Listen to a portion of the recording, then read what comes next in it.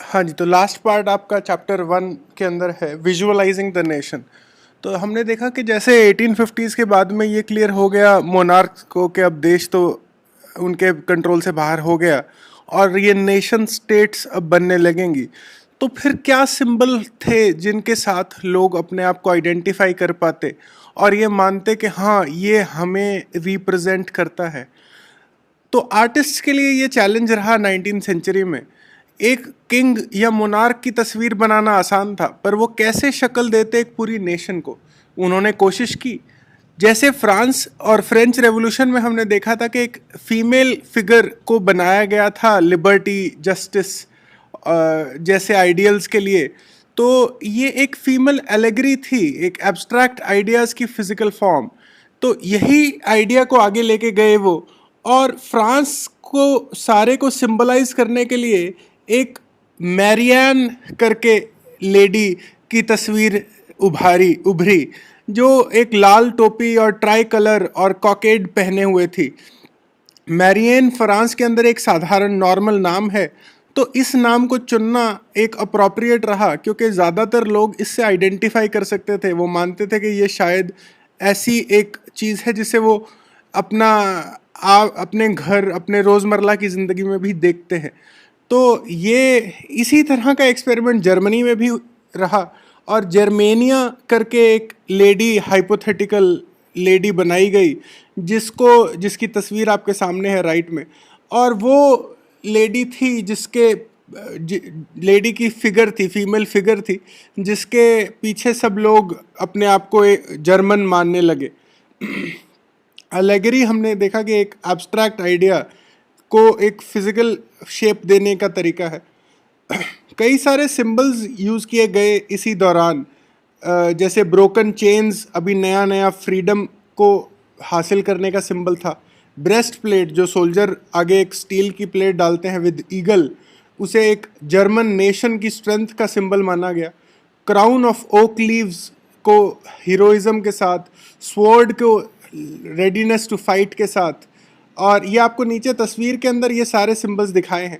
Olive branch, अगर आप piece बनाना चाहते हो, आप लड़ना नहीं चाहते। रेज ऑफ राइजिंग सन, एक नए दौर की शुरुआत।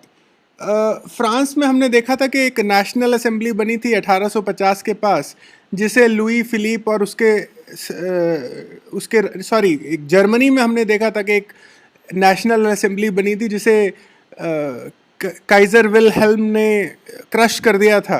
तो ये उसी की तस्वीर, उसी लेडी की तस्वीर है जिसके अंदर जो एक आर्टिस्ट ने बनाई है, और जिसमें वो एक डिजेक्टेड या एक हारी हुई फॉर्म में है। तो ऑफ कोर्स वो दोबारा राइज करेगी, जैसे हम अगली तस्वीर में देखेंगे। 1866, 1865, 1866 के अंदर ऑटो वॉन बिस्मार्क ने दोबारा राइज ऑफ जर्मनी शुरू कर दिया था, और जर्मनी फिर लड़ने को तैयार था अपने आसपास के इलाकों के साथ, लोगों के साथ। तो ये राइन, जो एक रिवर जर्मनी और फ्रांस के बीच में बहती है, उसके ऊपर ये तस्वीर बनाई दिखाई है जर्मेनिया की। तो कहने का भाव ये है कि अब जर्मेनिया दोबारा लड़ने को तैयार है अपने हकों के लिए। नेशनलिज्म एंड इम्पीरियलिज्म, हमने देखा था कि नेशनलिज्म का नुकसान ये रहा कि उसने जल्दी ही इम्पीरियलिज्म को जन्म दिया। इम्पीरियल मतलब कि अगर आप नेशन हो, लेकिन जो आप नहीं मानते जिस एरिया को अपने नेशन का पार्ट, आप उसके ज़मीन पे भी अपना राज चलाना चाहते हो और उनके लोगों को अपने राज के नीचे दबा के रखना चाहते हो। तो उनकी लैंग्वेजेस, उनकी कल्चर, उनकी पॉलिटिकल फ्रीडम, उनकी पावर ऑफ एक्सप्रेशन या बोलने की फ्रीडम, इन सबको आप अपनी लाठी के नीचे रख के और उसके ऊपर अपना राज करना चाहते हो। तो कई अपॉर्चुनिटीज़ थी इस तरह की लेट 19th सेंचुरी में। तो 1871 के बाद बाल्कन्स करके एक रीजन है जो आपका मेडिटरेनियन के ऊपर के जो सारे कंट्रीज़ हैं, जिसमें Greece, Croatia, Bosnia Herzegovina, Slovenia, Serbia, Albania, Bulgaria, ये सब कंट्री आते हैं। आप मैप देखेंगे तो आपको समझ में आ जाएगा। जो बाल्कन्स हैं वहाँ पे जो लोग रहते हैं, बाल्कन एरिया हो गया, उसके अंदर जो लोग रहते हैं उन्हें स्लाव्स कहा जाता है। तो ये सारा एरिया जो टर्की का एम्पायर, ऑटोमन एम्पायर था, उसके अंडर था। और Ottoman empire late 19th century और अर्ली 20th सेंचुरी के अंदर हारता जा रहा था, तो उसकी ताकत कम हो रही थी। तो अब बाल्कन्स जो थे वो अपनी नेशनल आइडेंटिटी, ये सब कंट्रीज जो हैं आज के दिन में, ये अपनी एक नेशनल आइडेंटिटी खोज रहे थे और ये चाहते थे कि अब ये अपनी लॉन्ग लॉस्ट इंडिपेंडेंस को रीगेन करे। ये मंजूर नहीं था जो उस समय की रशिया, जो यूरोपियन पावर्स थी, रशिया, जर्मनी, इंग्लैंड और ऑस्ट्रियो हंगरी एम्पायर, तो ये इनकी कोशिश थी कि ये इस रीजन को अपने कब्जे में कर लें ज़्यादा से ज़्यादा। तो ये अल्टीमेटली इतना ज़्यादा कॉन्फ्लिक्ट बढ़ गया कि ये फर्स्ट वर्ल्ड वॉर ही छूट का it turned into the first world war 1914 के अंदर। ये तस्वीर आपको दिखाई है ब्रिटिश एम्पायर की, जिसमें आपका कनाडा, इंग्लैंड, इंडिया, ऑस्ट्रेलिया और साउथ